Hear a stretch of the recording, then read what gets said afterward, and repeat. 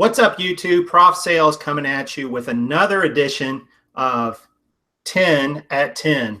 So this is a series where every day at 10 a.m. Eastern Standard Time, we come on for about 10 minutes or so and talk to you about various subjects in reselling a business. So I'm hoping you'll get something out of this one.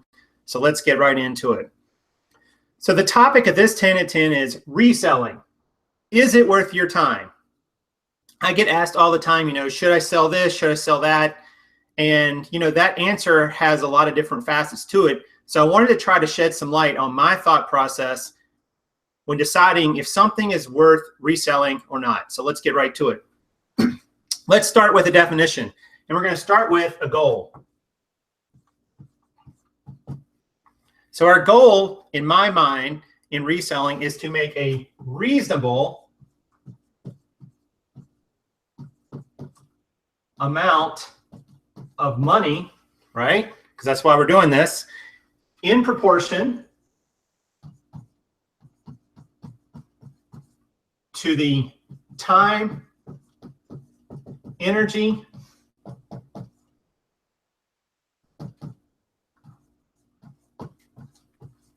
and capital needed to produce it.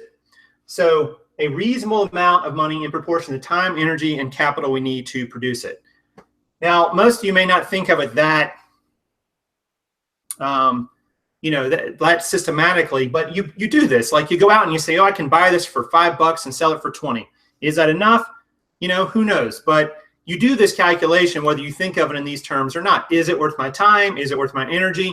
Is it worth putting the money in? And there's different ways to look at this. For instance, we're going to talk about each one of these. So let's talk about time. How long will it take you to acquire, list, and sell? How long will it take you to get it? For instance, if something took you weeks and weeks to get, you would hope to get, a higher dollar amount for it, right? Sort of makes sense, because it's going to take you a lot longer to get it. Or if it's going to take you a lot longer to list it, or a lot longer to sell it. So you figure out in your calculation there how much time it's going to take. Energy. Will you have to research? Will you have to adjust? After you get something listed and up for sale, you might realize that, the market's not really where I thought it was with that. So I'm going to have to adjust my pricing, or I'm going to have to put something on sale, or maybe I need to do more research on the front end to figure out if this item is worth it or not. And the last one, capital. How much money will it take you to buy the item? So let's say that you are going to buy an item for $10 and you're going to sell it for 100. That's a pretty good return on investment, right? You're getting 10 times your investment back when you sell that item. Most resellers would say, hey, that's a great flip, no brainer. On the other hand, suppose you're investing $10 to make $11. That's only a $1 profit. Unless you can turn an awful lot of volume in a reasonable amount of time, that might not be worth it, because it's just not a lot of money, not a lot of meat on the bone when you're talking about something with that small. So you want to think about your time and energy and capital to put into something on whether or not you're going to sell it. So let's go through a very practical example. So I'm going to erase this and show you what we're talking about. All right. So a lot of people, including myself, have gone to the bins to buy items to source and sell on eBay or Amazon or wherever. So let's talk about the bin strategy for a moment. And I'm going to just run you through a few quick numbers. I promise it won't be too much prof math. It'll be just enough. All right. So let's say you're going to go to the bins, and your idea is you're going to source for 1 hour. And you anticipate finding 60 items, all right? So that means you found 60 items per hour. So your sourcing time, and we'll say also that they cost $1 each. So that's a total of $60 for you guys playing along at home. So your sourcing time was 1 minute. How long is it going to take you to, let's say you have to measure some of these items. Because we'll just say they're clothing. A lot of times they're clothing at the bins. Should write up here, bins. Measure, 30 seconds. All right, you're going to do some sort of measurement. Your photos, 2 minutes. Listing, 2 minutes. You got to store them in inventory somewhere, 1 minute. And then when you sell them, you got to pack and ship, 1 minute. So if you add all that up, that adds up to 7.5 minutes. So you've got 7.5 minutes in every item you buy from the bins in this example, all right? And you're paying $1 each, okay? So let's talk about what that looks like in terms of sales, all right? So let's say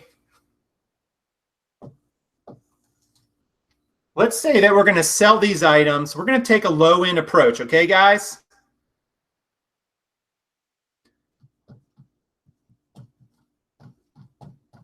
We're going to sell them for 12 bucks each, all right? 12 bucks each. And so our cost was 1. Our shipping, we're going to do free shipping. We'll say it averages $3.25, all right? And we'll say that makes the eBay fees $1.08. PayPal is 65 cents. That leaves us a net of $6.02 per item. So we spent $1 to net $6.02. Now there's some more to this I want to talk about, but I'm not going to go into too much detail on it. So your $1 item turned into a $6.02 profit from a bin strategy. Assuming you get items for about $1, which means they probably weigh about 8 to 10 ounces, just depending on how much the bins cost in your area. And assuming you're selling for $12 free shipping. Now that's a pretty low amount, but there are people who do that low, right? All right, so let's talk about what that means for money. We don't care about that, right? We don't care about how much we're going to make on one item, how much we're going to make on a bunch of items. That's where we want to figure out if it's worth it. So let me erase this. I think I need a bigger dry erase board. Somebody just suggested that, and I said, don't even get him started. All right, so we're netting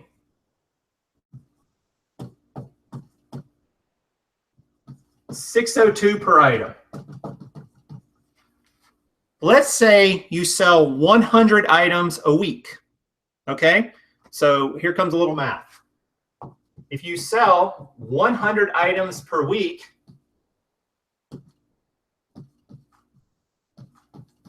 that's $602 per week, which equals $31,000 per year. So if you could do that at the bins all day, if you could sell $6.02 net per items per week, you would net about $31,000 a year. Now, that does not include your overhead for your business, and it also does not include your tax liability. I would estimate your overhead might be as high as 10%, could be higher or lower, and you could be as high as a 30% tax bracket if you are self-employed. And you know, that's going to depend on your own personal situation. I can't speak to everybody's own personal tax bracket and so on, but suspect that you might only end up clearing about $20,000. All right. So here's the big question. And this is the question everybody wants to know when they ask me a question about how much money will I make in a given month? How many items do we need listed to sell 100 per week? Well, it depends on your sell-through.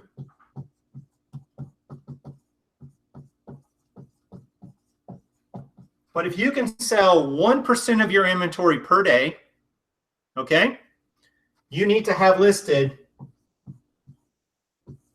about 1,400 items. That's about what you'll need to sell 100 items per week. That comes out to about 14 items a day you would sell on average. Some days you're going to sell more. Some days you're going to sell less. And if you're doing that, you're going to net somewhere around that. You're going to make somewhere around this. Okay. Now, a lot of you guys might say, well, how long would it take me to do this? How long would it take me, Prof, to sell 100 items per week? Well, I'm going to tell you a couple things here. If we go back to our getting 1 item per minute at the bins, 60 items in an hour, all right? It's going to take you to acquire 1,400 items.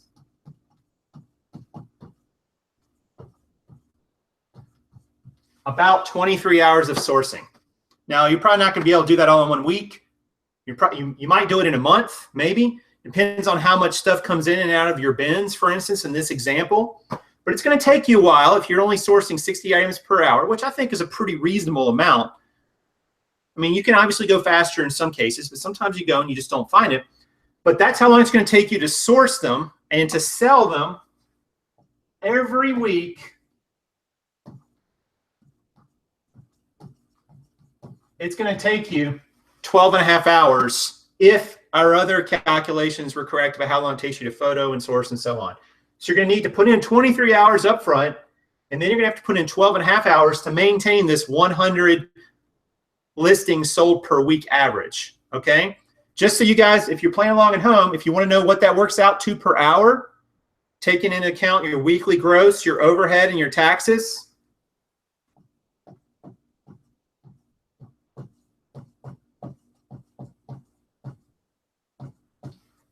about $30 an hour. Now, you got to put in this initial amount, and then you got to work another 12 and a half hours a week minimum. And that's not counting some other things. You could argue it's lower, and you got to sell through 1% a week. And it works out to about 30 bucks per hour. Is that a lot of money? Is it a little money? I can't say that for sure. It's not a lot of hours to put in for it. Is it worth it to you? If you could knock out 600 bucks a week with only spending 13 hours, a little less than 13 hours every week to do it, maybe it is. Maybe it isn't. Maybe you don't have 13 hours per week, okay? And obviously, guys, this depends on some factors. You got to keep hitting this 1% sell-through. You've got to get to 1,400 items listed, which is going to take you some time to do. And you've got to be able to maintain selling 100 per week, which means every week you're going to have to get at least 100, and by the way, guys, you probably have to get more than that because some of the ones you get, you're going to miss some errors and flaws. They're going to be defects, so it's a little more than 100. You're going to spend 100 bucks on those 100 items every week. And so you're going to need to have capital always coming in and thinking about that. But I can't tell you guys if $30 an hour is a make or break number for you. And this is just one strategy. If you price your items at $15 per item, your hourly rate would go up. It would go up significantly. The amount you make per week would go up. It'd go up to about $866 per week, which works out to about $45,000 a year. Pretty big bump up. So you got to decide, guys, if a strategy is worth it. Now, some of you might be saying, but Prof, not all my items are the same. I get that, but all your items are just averaged out to be a certain amount. You pay an average amount for them, unless you're just buying wildly different prices for things. You're going to pay somewhere in a fairly narrow range, especially if you're doing clothing. And you're going to sell a lot of them in a range. Yes, you're going to have some one-offs you get a huge amount of money for occasionally, but most of them are going to be in a fairly narrow range of what you sell them for. So you can kind of figure out what you will make given that sort of math. So hopefully that all made sense, guys. If it didn't, just rewind it, go back, play it again. I'm going to ask you guys, if you like this video, to do 3 things if you want to help out this channel. First thing, hit the like button down below if you haven't already done so. It lets me know and it lets YouTube know that I'm doing a great job. Lets them, both of us know. The second thing is check out the links down below. We have links to all of our gear. We have links to our microphone, our computer, our lights that we're using, our poly bags, our Dymo printer. So check those out if you need to find some gear for your business. And the third thing, if you want a Prof Math t-shirt, you can be the first on your block. So there's a link down below for that. It's the only official one, despite all the copycats out there in internet land. Appreciate you guys. Helps us out, helps support the channel. I do appreciate you guys. I love you guys. Karen's supposed to be back tomorrow at 10 a.m. So you'll get to see her again for part 2 of Reselling 101. So I hope that was helpful, and I hope you guys have a great day. Take care. Good sales to you.